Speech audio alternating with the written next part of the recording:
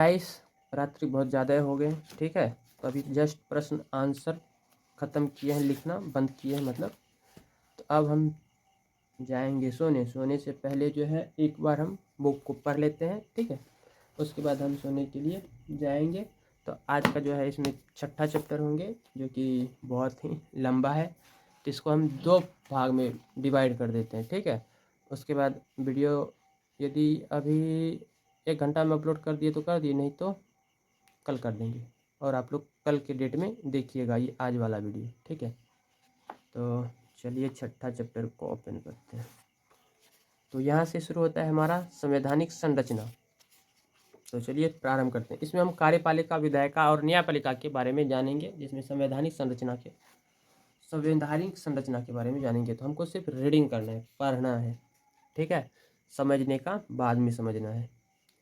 उसके बाद इसका हम नोट्स बता देंगे कि इसमें हमको क्या क्या चीज़ समझना चाहिए, क्या क्या चीज़, क्या कौन कौन सा पॉइंट को रखना चाहिए माइंड में, ठीक है। अंत में बताएंगे, लेकिन पहले पूरा बुक को पढ़ना पड़ेगा। उसके बाद हम अंत में चैप्टर वाइज क्या क्या टॉपिक हमने सीखा पढ़ के आप लोगों के समक्ष एक ही बार पढ़ रहे हैं, ठीक है। उसके बाद हम आप लोगों को बताएंगे, अपनी कॉपी पे जो इसका डायग्राम तैयार किए हैं वो आप लोगों को बताएंगे ज़रूर, ठीक है। तो चलिए हम प्रारंभ करते हैं इनका पढ़ाई। तो देखिए छठा चैप्टर है ये। तो हमारे संविधान ने मुक्त संसदीय लोकतंत्रात्मक व्यवस्था की स्थापना की, जिसमें मंत्रीगण जनता द्वारा निर्वाचित लोकसभा के प्रति उत्तरदायी होते हैं। किंतु भारत ब्रिटेन की तरह कोई एक छोटा मोटा एकात्मक राज्य नहीं। भारत अमेरिका जैसा एक विशाल गणराज्य है। भारत में भी गणराज्य का अध्यक्ष निर्वाचित राष्ट्रपति होता है।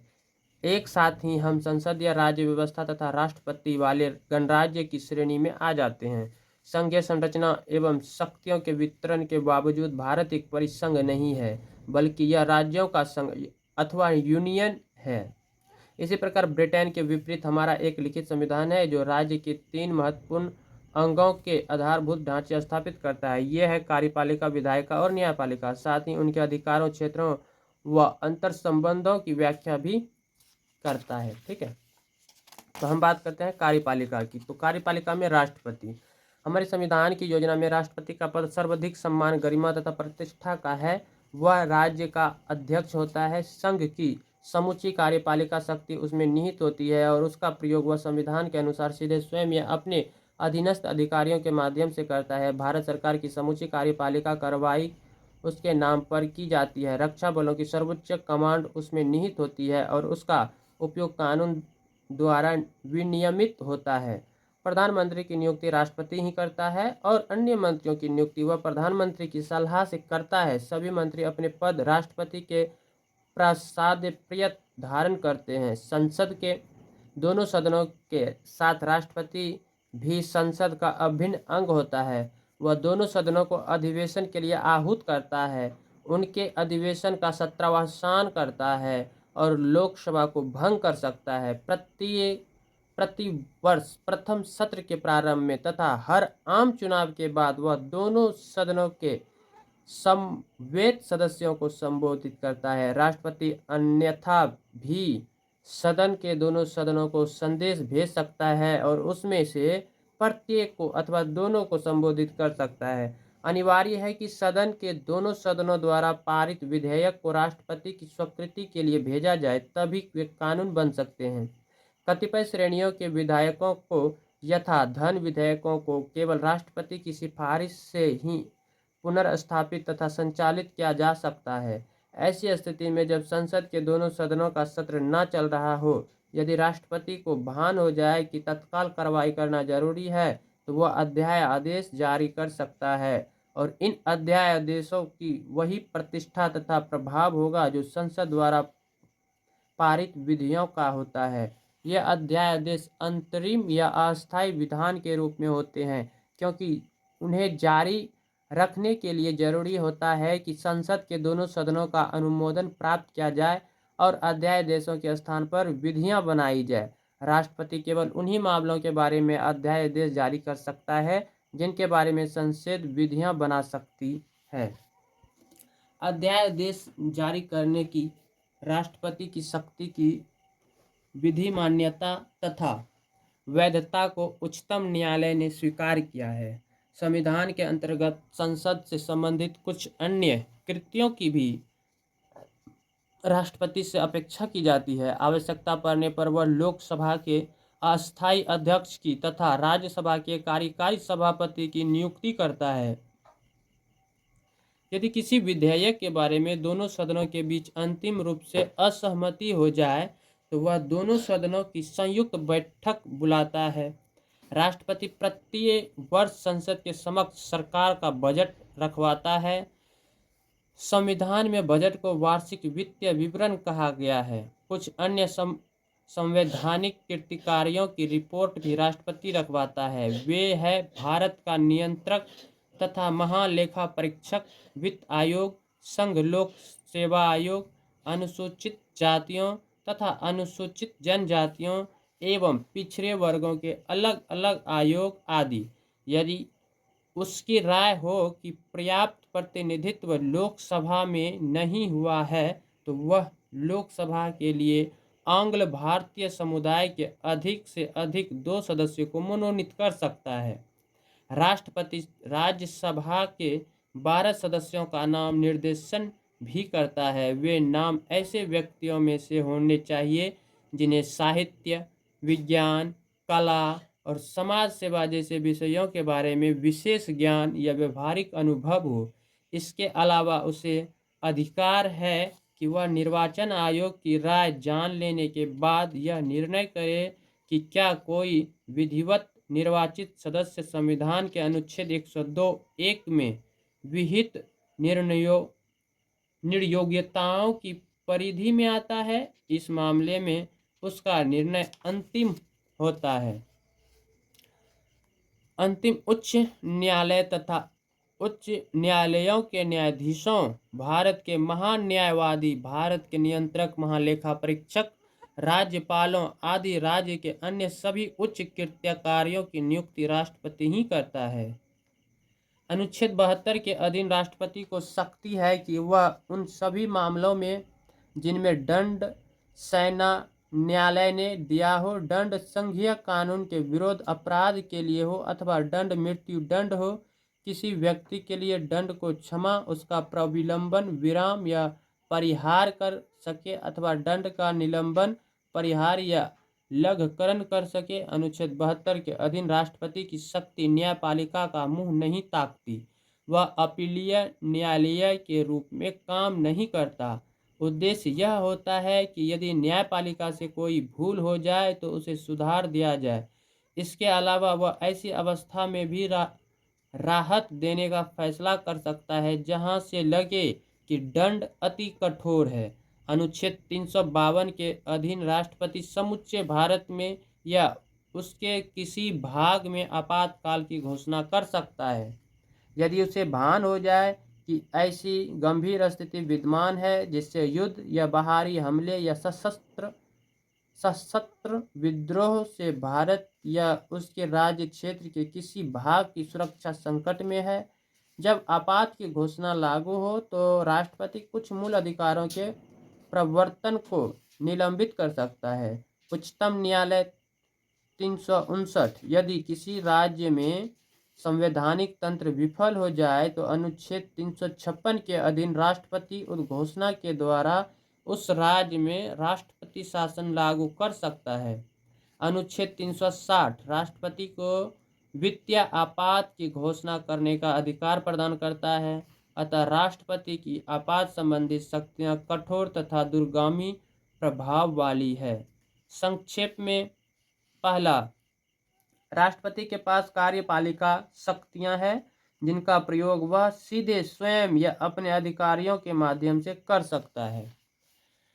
दूसरा, उसके पास उच्चतम न्यायालय तथा उच्च न्यायालयों के न्यायाधीशों तथा राज्य के अन्य उच्च कृत्यकारियों को नियुक्त करने की शक्तियां हैं।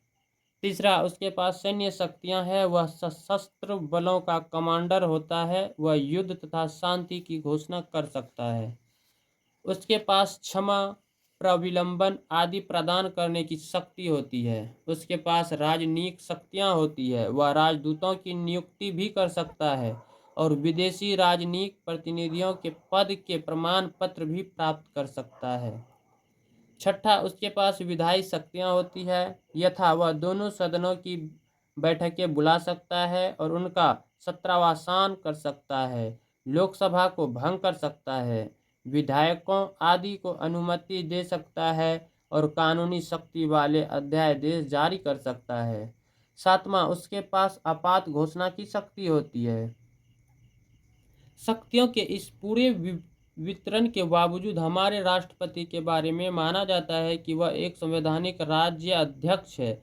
यह स्मरण रखना होगा कि स्वयं अनुच्छेद 53 में यह स्पष्ट कर दिया गया है कि संघ की कार्यपालिका शक्ति का प्रयोग राष्ट्रपति संविधान के अनुसार ही करेगा और सशस्त्र बलों के सर्वोच्च कमांडर के रूप में राष्ट्रपति की शक्तियों के प्रयोग पर भी विधि का अंकुश होगा। अनुच्छेद 60 के अधीन भी राष्ट्रपति संविधान तथा विधि के परिरक्षण, संरक्षण तथा प्रतिरक्षण की शपथ लेता है। अनुच्छेद 74 के एक राष्ट्रपति से अपेक्षा करता है कि वह अपने सभी कृत्यों का निर्वहन करते समय केवल मंत्रिपरिषद की सहायता तथा सलाह से ही काम करेगा। हमने मंत्रियों के उत्तरदायित्व वाली जिस संसदीय शासन प्रणाली को अपनाया है उससे भी यही निष्कर्ष निकलता है। उच्चतम न्यायालय ने अपने विभिन्न निर्णयों में इस स्थिति को मान्यता प्रदान की है कि राष्ट्रपति एक संवैधानिक अध्यक्ष है और उसके लिए अनिवार्य है कि वह मंत्रिपरिषद की सलाह से ही काम करे। हमारी प्रणाली में वास्तविक कार्यपालिका शक्ति मंत्रिपरिषद में निहित है। इसके अलावा राष्ट्रपति की शक्तियों के प्रयोग के मामले में सामान्य स्थिति तथा आपात स्थिति के बीच संविधान कोई विभेद नहीं करता। आपात स्थिति में शक्तियों के किसी स्वविवेकी प्रयोग के बारे में कोई विशेष प्रावधान नहीं है। राष्ट्रपति द्वारा किए जाने वाले सभी शक्तियों के प्रयोग पर अनुच्छेद 74 का अंकुश है। अतः मंत्रिपरिषद की सलाह से राष्ट्रपति समान रूप से बंधा हुआ है, चाहे स्थिति आपात हो या सामान्य। 44वें संविधान संशोधन ने अंततः स्थिति के सभी संदेहों को मिटा दिया।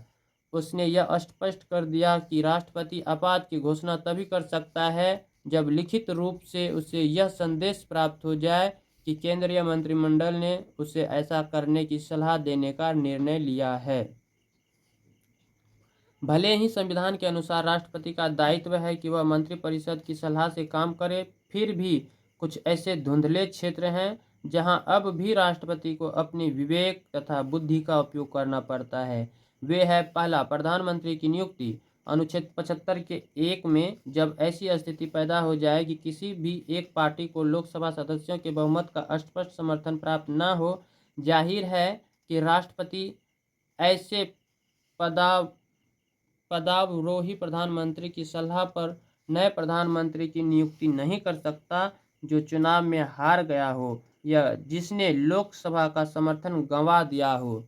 दूसरा, पदधारी की अचानक मृत्यु की दशा में प्रधानमंत्री की नियुक्ति, यथा इंदिरा गांधी की हत्या से उत्पन्न स्थिति में जहां सत्तारूढ़ विधानमंडल पार्टी नेता का चुनाव करने के लिए तत्काल बैठक न कर सकती हो, जहां मंत्रिमंडल के मंत्रियों के बीच कोई निश्चित वरिष्ठता क्रम न हो और जहां मंत्रिमंडल से बाहर के किसी नाम का सुझाव दिया गया हो।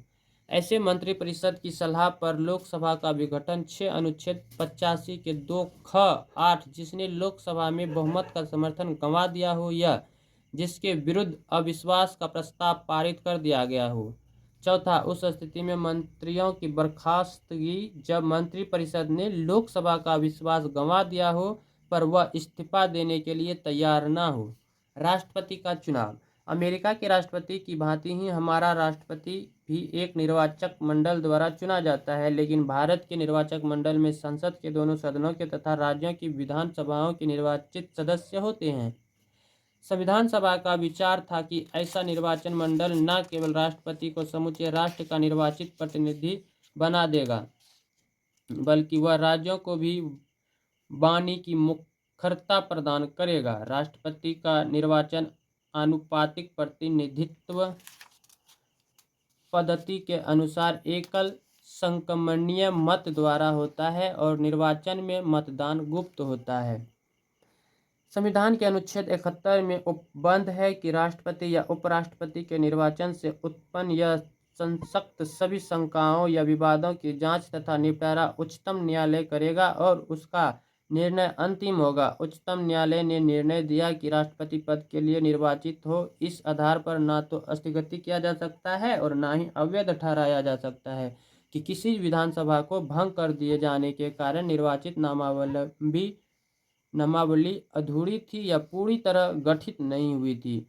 पदासीन राष्ट्रपति का कार्यकाल पूरा होने से पहले नए राष्ट्रपति का चुनाव कराना ही होगा। महाभियोग की प्रक्रिया। अनुच्छेद 61 का उपबंध है कि संविधान के अतिक्रमण के आधार पर महाभियोग चलाकर राष्ट्रपति को उसके पद से हटाया जा सकता है। महाभियोग का आरोप संसद के किसी भी सदन में लगाया जा सकता है, पर उसके लिए एक संस्कृत प्रस्तुत करना होगा जिस पर उस सदन की कुल सदस्य संख्या से कम एक चौथाई सदस्यों का हस्ताक्षर हो और उससे उस सदन की कुल सदस्य संख्या का कम से कम 2/3 बहुमत पारित करे।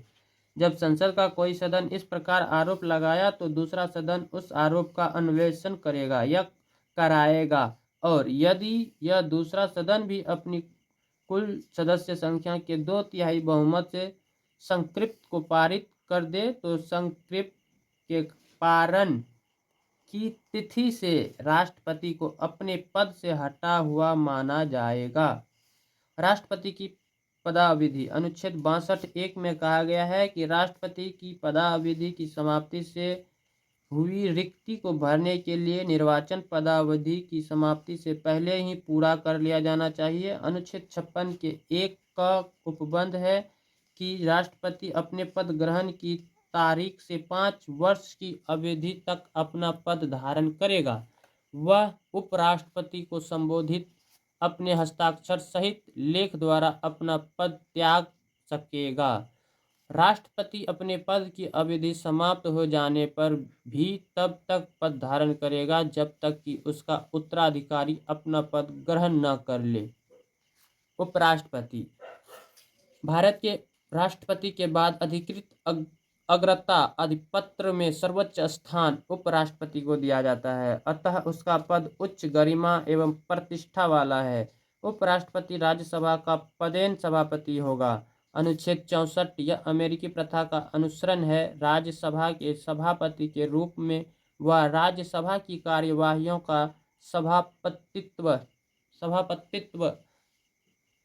करता है और लोकसभा में अपने प्रतिरूप अध्यक्ष की भांति ही सभा के सभी मामलों में संबद्ध कृत्यों का निर्वहन करता है। लेकिन जहां तक उपराष्ट्रपति के कृत्यों का संबंध है, संविधान में उसे कोई कृत्य नहीं सौंपा गया। यदि राष्ट्रपति का पद उसकी मृत्यु, पद त्याग या पद से हटाए जाने के कारण अथवा किसी अन्य कारणों से खाली हो जाए तो वह राष्ट्रपति के रूप में कार्य करेगा। यदि राष्ट्रपति अनुपस्थिति, बीमारी या अन्य किसी कारण से अपने कृत्य का निर्वहन ना कर सके तो उपराष्ट्रपति अपने कृत्यों का निर्वहन करेगा। उपराष्ट्रपति भी कार्यकाल में आवश्यक रिक्तियों के संबंध में या राष्ट्रपति की अनुपस्थिति के समय उसके कार्यों का निर्वहन कर सकता है। उपराष्ट्रपति राष्ट्रपति पद अकस्मात रिक्त होने की अवस्था में का निर्वाचन संसद के दोनों सदनों के सदस्यों से मिलकर बनने वाले निर्वाचन गण के सदस्यों द्वारा आनुपातिक प्रतिनिधित्व पद्धति के अनुसार एकल संक्रमणीय मत द्वारा किया जाता है। वहीं हम जानेंगे मंत्रिपरिषद के बारे में। तो मंत्रिपरिषद जो है राष्ट्रपति को उसके कृत्यों का निर्वहन करने में सहायता और सलाह देने के लिए एक मंत्रिपरिषद होगी जिसका प्रधान प्रधानमंत्री होगा और राष्ट्रपति ऐसी सलाह के अनुसार काम करेगा। लेकिन राष्ट्रपति ऐसी सलाह पर पूर्ण विचार करने की अपेक्षा कर सकता है। राष्ट्रपति ऐसे पूर्ण विचार के बाद दी गई सलाह के अनुसार ही कार्य करेगा। एक मंत्रिपरिषद होगी का अर्थ है कि सदैव उसका अस्तित्व होगा ही। संविधान ऐसी स्थिति ही कल्पना नहीं करता जहां ना तो कोई प्रधानमंत्री हो और ना ही कोई मंत्रिपरिषद। संघीय स्तर पर संवैधानिक तंत्र के ठप हो जाने पर राष्ट्रपति के सीधे शासन के बारे में कोई उपबंध नहीं है, जैसा कि राज्यों के लिए अनुच्छेद 356 में है। विशेषतः 42वें तथा 44वें संविधान संशोधन के बाद राष्ट्रपति के लिए यह बाध्यकारी हो गया है कि वह मंत्रिपरिषद की सलाह स्वीकार करें। संशोधनों से पूर्व भी उच्चतम न्यायालय ने यह दृष्टिकोण अपनाया था कि सलाह सभी मामलों में बाध्यकारी है। 44वां संशोधन राष्ट्रपति को इस बात का अवसर प्रदान करता है कि वह मंत्रिपरिषद को सलाह एवं चेतावनी दे और किसी मामले में पूर्ण विचार किए जाने का आग्रह करें और उसके बाद ही प्रस्तावित कार्यविधि को स्वीकार करें और उस पर अपने अनुमोदन का ठप्पा लगाएं। मंत्रिपरिषद के निर्णय गोपनीयता से किए जाते हैं। राष्ट्रपति को जो भी सलाह दी जाती है वह भी राष्ट्रपति तथा मंत्रिपरिषद के बीच गोपनीय रहती है, अतः उन्हें न्यायालय में चुनौती नहीं दी जा सकती। अनुच्छेद 75 के अधीन प्रधानमंत्री की नियुक्ति राष्ट्रपति करता है और अन्य मंत्रियों की नियुक्ति वह प्रधानमंत्री की सलाह पर करता है।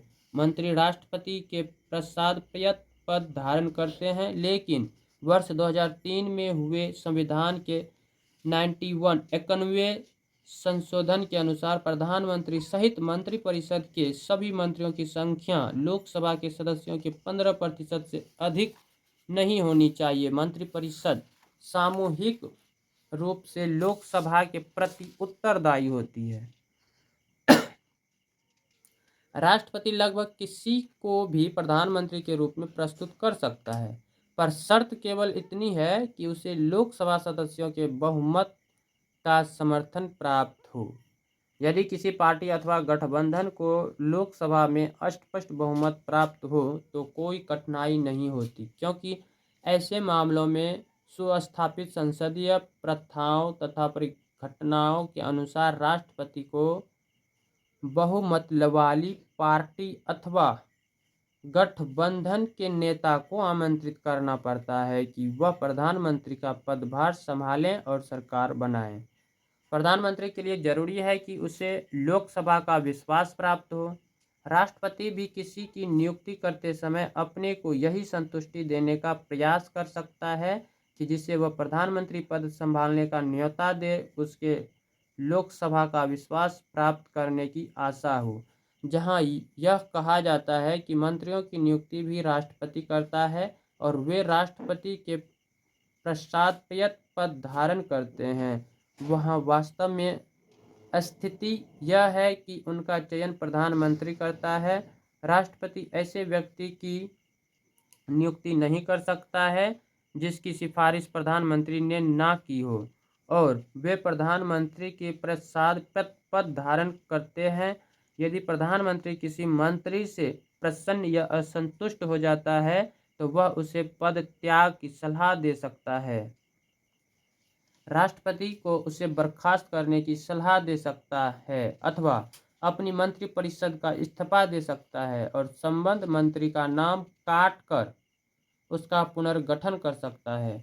ब्रिटेन में संकल्पना मंत्रियों के व्यक्तिगत तथा सामूहिक उत्तरदायित्व की है, लेकिन हमारा संविधान केवल सामूहिक उत्तरदायित्व का प्रावधान करता है।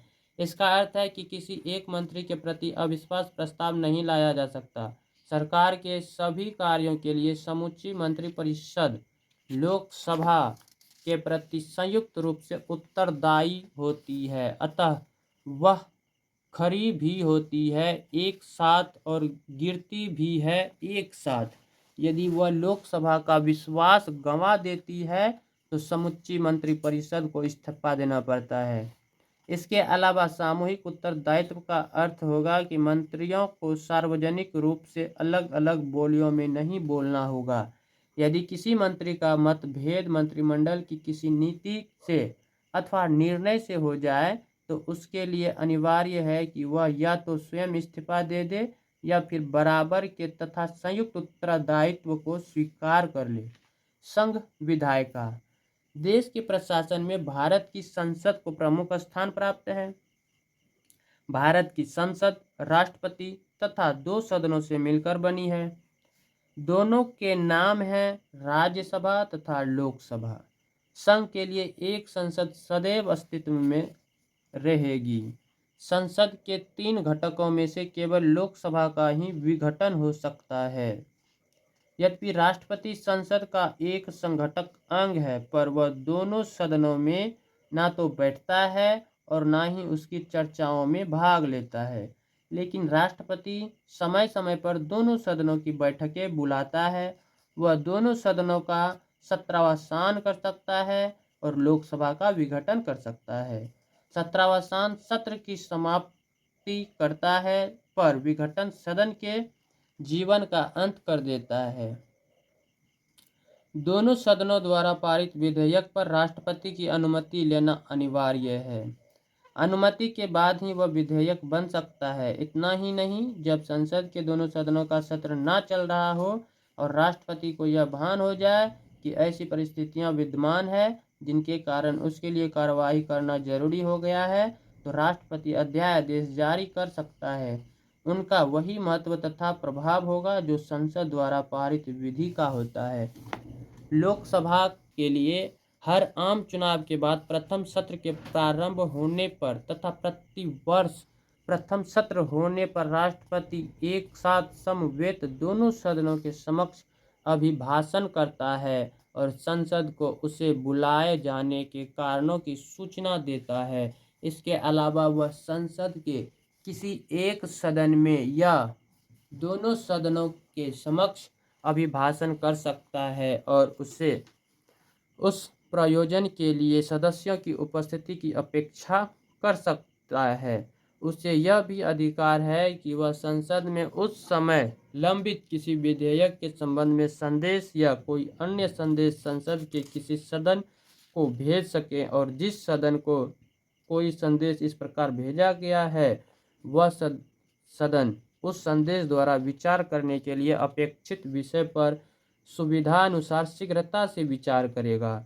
कुछ श्रेणियों के विधेयकों का पुनर्स्थापन तथा उन पर कार्रवाई राष्ट्रपति की सिफारिश प्राप्त करने के बाद ही की जा सकती है। राज्यसभा अपने नाम के अनुरूप राज्यों की परिषद है। वह अप्रत्यक्ष रूप से जनता का प्रतिनिधित्व करती है क्योंकि उसका समूहन संघ राज्यों तथा संघ राज्य क्षेत्रों के अनेक अंगों के रूप में होता है और राज्यसभा के सदस्यों का निर्वाचन राज्य विधानसभाओं के निर्वाचित सदस्य आनुपातिक पद्धति के अनुसार एकल संक्रमणीय मत द्वारा करते हैं। छठा अनुच्छेद 80 के 4(8) संघ के विभिन्न राज्यों को राज्यसभा के बराबर प्रतिनिधित्व नहीं दिया गया है।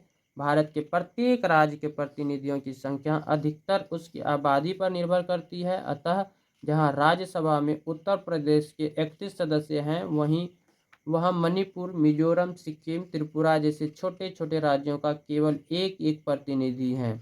अंडमान तथा निकोबार द्वीप समूह, चंडीगढ़, दादर तथा नगर हवेली, दमन तथा द्वीप और लक्षद्वीप जैसे कुछ संघ राज्य क्षेत्रों की आबादी इतनी कम है कि राज्यसभा में उनका कोई प्रतिनिधि नहीं है। संविधान के अनुसार राज्यसभा में 250 से अधिक सदस्य नहीं होंगे। उनमें राष्ट्रपति द्वारा नाम निर्देशित 12 सदस्य तथा राज्यों एवं संघ राज्य क्षेत्रों द्वारा निर्वाचित 238 सदस्य होते हैं।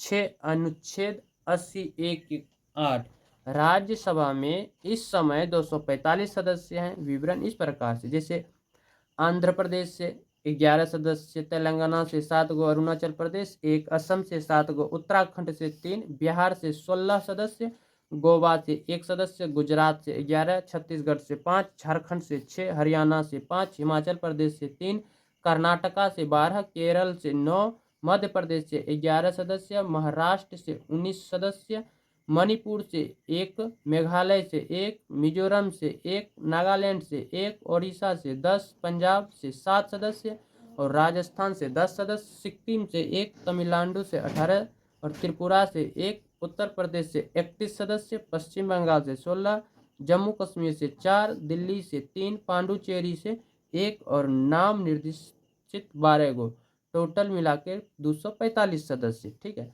तो राज्यसभा एक अस्थायी निकाय है और उसका विघटन नहीं किया जा सकता।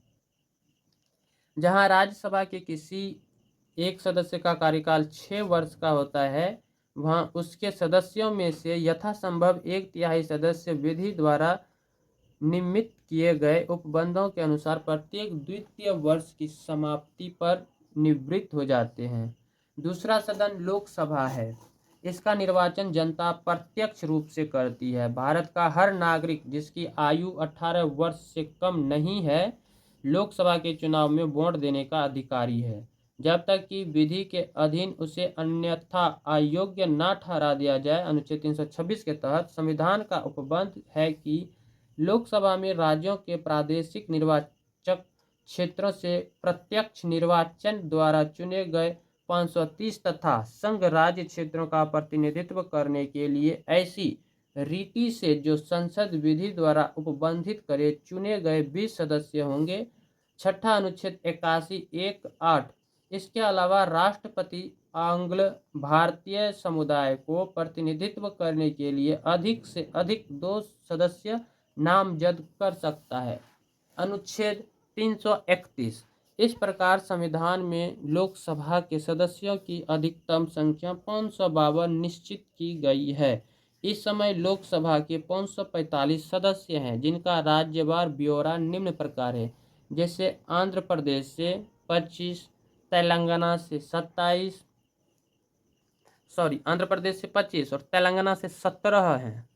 अरुणाचल प्रदेश से 2 गो, असम 14, उत्तराखंड 5, बिहार से 40 सदस्य, गोवा से 2 गो, गुजरात 26, छत्तीसगढ़ 11, झारखंड 14, हरियाणा से 10, हिमाचल प्रदेश से 4, मध्य प्रदेश से 29, महाराष्ट्र से 48, मणिपुर से 2, मेघालय से 2, मिजोरम से 1, नागालैंड से 1, उड़ीसा से 21, पंजाब से 13, राजस्थान से 25, सिक्किम से 1, तमिलनाडु से 39, कर्नाटका से 28, केरला से 20, त्रिपुरा से 2, उत्तर प्रदेश से 80, पश्चिम बंगाल से 42, संघ राज्य क्षेत्र दिल्ली 7, जम्मू कश्मीर लद्दाख 6, अंडमान और निकोबार द्वीप समूह 1, चंडीगढ़ 1, दादर और नगर हवेली 1, दमन और द्वीप 1, पांडुचेरी 1 सदस्य, लक्षद्वीप से 1 सदस्य, मनोनीत आंग्ल भारतीय से 2 सदस्य। लोकसभा में अनुसूचित जातियों तथा अनुसूचित जनजातियों के लिए स्थानों का आरक्षण राज्यवार जनसंख्या अनुपात के आधार पर किया गया है। मूलतः आरक्षण 10 वर्षों के लिए था, लेकिन उसे हर बार अगले 10 वर्षों तक के लिए बढ़ाया जा रहा है। अनुच्छेद 330 तथा 334 95 95वें संविधान संशोधन ने इसे 2020 तक के लिए बढ़ाया है। लोकसभा की अवधि उसकी प्रथम बैठक के लिए नियत तिथि से 5 वर्षों की है। 5 वर्ष की अवधि समाप्त हो जाने पर उसका स्वतः विघटन हो जाता है। कुछ परिस्थितियों में लोकसभा की पूर्ण अवधि समाप्त हो जाने से पूर्व भी उसका विघटन किया जा सकता है। जब आपात की घोषणा लागू हो तब संसद लोकसभा की अवधि बढ़ा सकती है, जो एक बार में 1 वर्ष से अधिक नहीं होगी, और घोषणा के लागू न रहने के बाद किसी भी दशा में उसका विस्तार 6 माह की अवधि से अधिक नहीं होगा। वस्तुतः प्रथम लोकसभा से ही हर बार लोकसभा का विघटन उसकी पूर्ण अवधि समाप्त होने से पूर्व ही किया गया है, भले ही कभी कभी वह मात्र कुछ दिन पहले हो।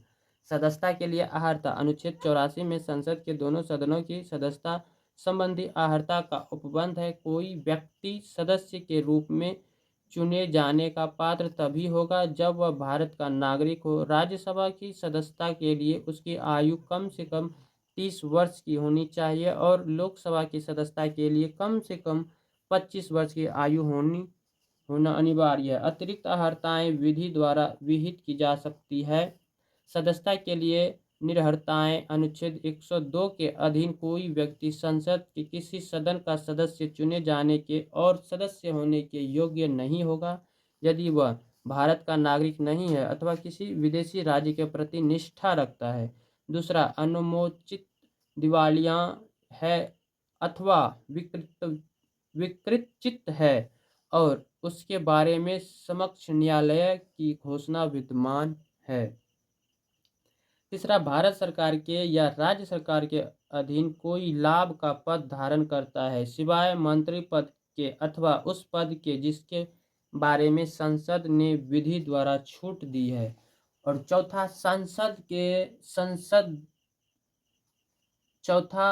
संसद द्वारा बनाए गए किसी कानून के अधीन अयोग्य ठहराया गया हो।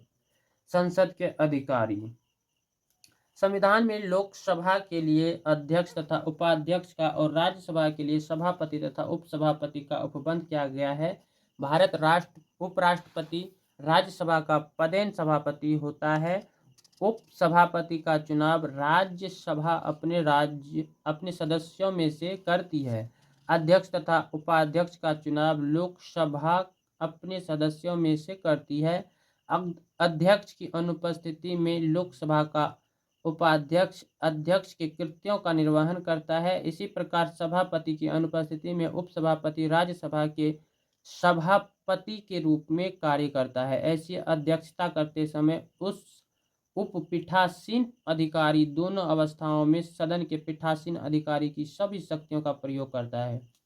संसद के सत्र।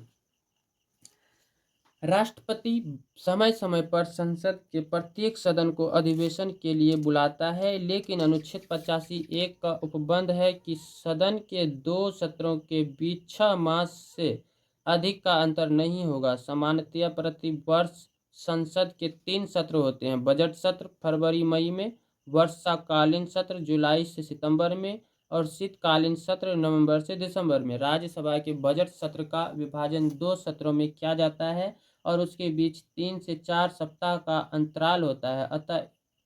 अतः उसके वर्ष में 4 सत्र हो जाते हैं। आम चुनाव वाले वर्ष में अथवा अन्य विशेष परिस्थितियों में सत्रों की इस व्यवस्था में परिवर्तन आवश्यक हो सकता है। बजट।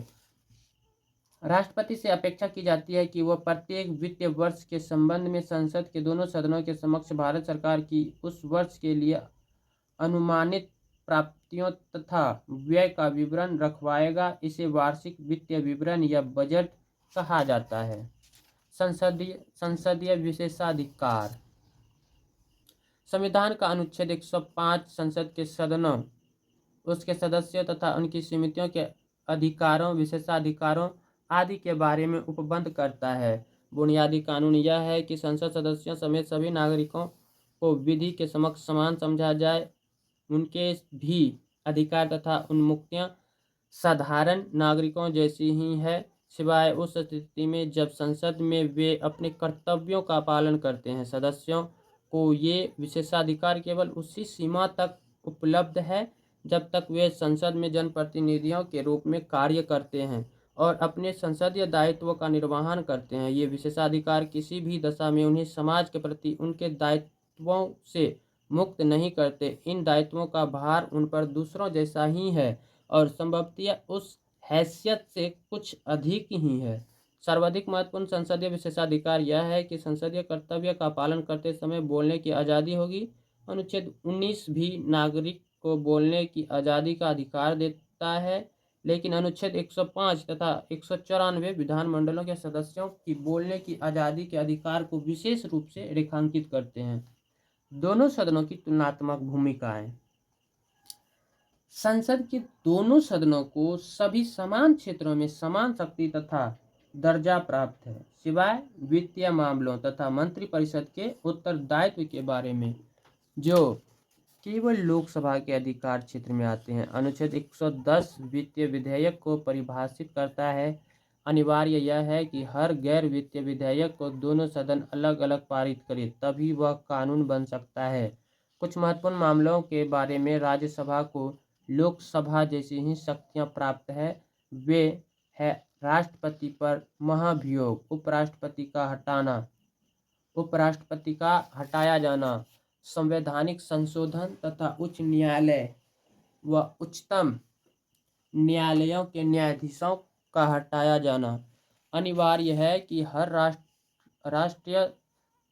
राष्ट्रपति अध्यादेश आपात की घोषणा तथा राज्य में संवैधानिक तंत्र की विफलता की घोषणा संसद के दोनों सदनों के समक्ष प्रस्तुत की जाए। धन विधेयक तथा संविधान संशोधन विधेयक के अलावा किसी विधेयक पर यदि दोनों सदनों के बीच कोई असहमति हो जाए तो उसका निपटारा दोनों सदन एक संयुक्त बैठक में करेंगे। वहाँ मामलों का निपटारा बहुमत से किया जाता है। दोनों सभाओं की पूर्वोक्त ऐसी बैठक की अध्यक्षता लोकसभा का अध्यक्ष करता है। संविधान ने राज्यसभा को कुछ विशेष शक्तियां प्रदान की है। केवल राज्यसभा ही यह घोषणा कर सकती है कि संसद के लिए राष्ट्रहित में यह जरूरी है कि वह राज्य सूची में शामिल किसी मामले के संबंध में कानून बनाए। यदि 2/3 बहुमत से राज्यसभा इस आशय का कोई संकल्प पारित कर देती है तो संसद समूचे भारत या उसके किसी भाग के लिए विधियां बना सकती है। अनुच्छेद 249। इसके अलावा यदि राज्यसभा ने उपस्थिति और मत देने वाले सदस्यों में से कम 2/3 सदस्यों द्वारा समर्थित संकल्प द्वारा यह घोषित कर दिया है कि राष्ट्रीय हित में ऐसा करना आवश्यक या सीमाचीन है तो संसद विधि द्वारा संघ और राज्यों के लिए सम्मिलित एक या अधिक अखिल भारतीय सेवाओं के सृजन के लिए उपबंध कर सकती है। दल बदल विरोधी कानून। संविधान के 42वें संशोधन अधिनियम 1985 द्वारा एक नई अधिसूची शामिल की गई जिसमें संविधान में दल बदल के आधार पर अयोग्यता के रूप में कुछ प्रावधानों बनाए गए। इस अधिसूची के अंतर्गत यदि दल बदल उक्त राजनीतिक दलों के विलय का भाग नहीं है तो अपने समूह से दल बदल करने वाले सदस्य को सदस्यता के अयोग्य ठहराया जा सकता है। संसद तथा विधायिका। जब नए लोकसभा का विधिवत निर्वाचन तथा गठन हो जाता है तो उसके बाद राष्ट्रपति लोकसभा के आधे से अधिक सदस्यों का समर्थन प्राप्त करने वाली पार्टी या पार्टियों के नेता को सरकार बनाने के लिए आमंत्रित करता है। जहां प्रधानमंत्री सामान्यतः लोकसभा का सदस्य होता है, वह मंत्री संसद के दोनों सदनों से लिए जाते हैं। संसद सदस्य से भिन्न किसी व्यक्ति को भी मंत्री नियुक्त किया जा सकता है, लेकिन यदि वह इस बीच दोनों सदनों में से किसी सदन का सदस्य चुने जाने का प्रबंध नहीं कर लेता तो 6 मास के बाद उसे पद छोड़ना होगा। चूंकि मंत्रिपरिषद लोकसभा के प्रति सामूहिक रूप से उत्तरदायी है। अनुच्छेद 75। अतः मंत्रियों का यह संवैधानिक दायित्व होता है कि जैसे ही वे लोकसभा का विश्वास गंवा दे वैसे ही सामूहिक रूप से इस्तीफा दे दें। हमारे संविधान की योजना कार्यपालिका तथा विधायिका के सर्वोच्च प्राधिकारों का यथार्थ समन्वय दर्शाती है। कार्यपालिका तथा विधायिका का संबंध अति प्रगाढ़ तथा आदर्श स्वरूप है। वह किसी वैर विद्रोह विरोध या द्विविभाजन की अनुमति नहीं देता।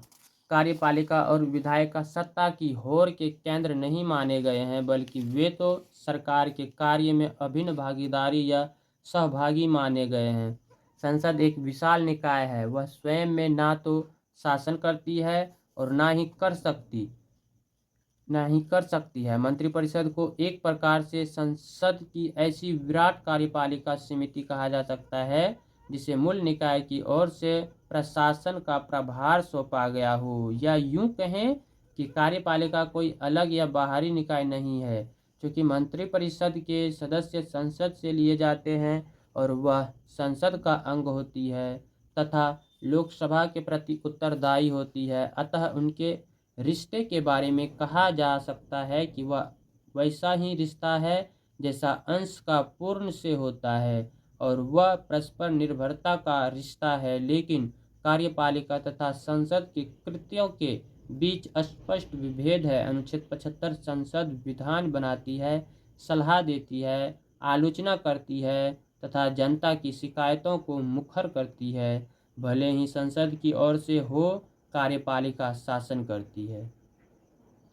जहां कार्यपालिका को इस बारे में लगभग असीमित अधिकार है कि वह संसद के समक्ष विधायी तथा वित्तीय प्रस्तावों का शुभारंभ तथा प्रारूपण करे और अनुमोदित नीतियों को बिना किसी संसदीय अवरोध के तथा विरोध के कार्य रूप दे, वहां संसद को भी इस बारे में असीम शक्ति प्राप्त है कि वह सूचना की मांग करे, छानबीन करे तथा कार्यपालिका के प्रस्तावों पर लोकानुदान का ठप्पा लगाए। कार्यपालिका संसद के प्रति उत्तरदायी होती है और प्रशासन जवाबदेह रहता है। संसद का कार्य है कि कार्यपालिका पर राजनीतिक तथा वित्तीय नियंत्रण रखे और प्रशासन की संसदीय निगरानी करे। संसद तथा न्यायपालिका। तो गाइस, संसद तथा न्यायपालिका को हम अगली क्लास में देखेंगे, ठीक है। आज का क्लास यहीं पे करते हैं ख़त्म। मिलते हैं अब कल हम देखेंगे संसद तथा न्यायपालिका, यानी कि अध्याय 6 जो था चैप्टर 6 का जो है टॉपिक संसद तथा न्यायपालिका को हम अगले वीडियो में कवर कर लेंगे अगले दिन, ठीक ना। तो आज का सेशन यहीं पे करते हैं ख़त्म, क्योंकि रात्रि भी बहुत ज़्यादा हो चुके हैं, ठीक है, थोड़ा नींद भी आने लगे। अब चलते हैं सोने। तो सभी को bye, good night, love you, bye bye.